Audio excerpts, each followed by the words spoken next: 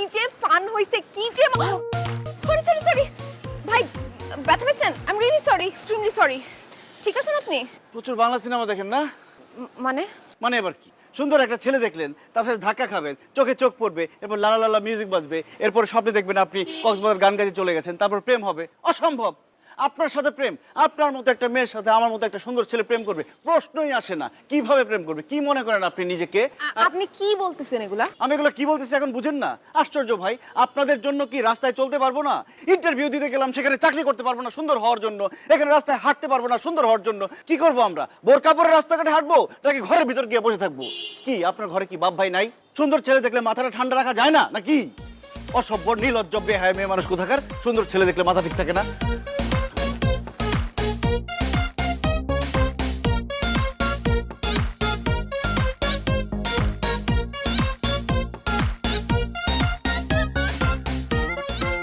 কি ব্যাপার, তুই এখানে চুপচাপ দাঁড়িয়ে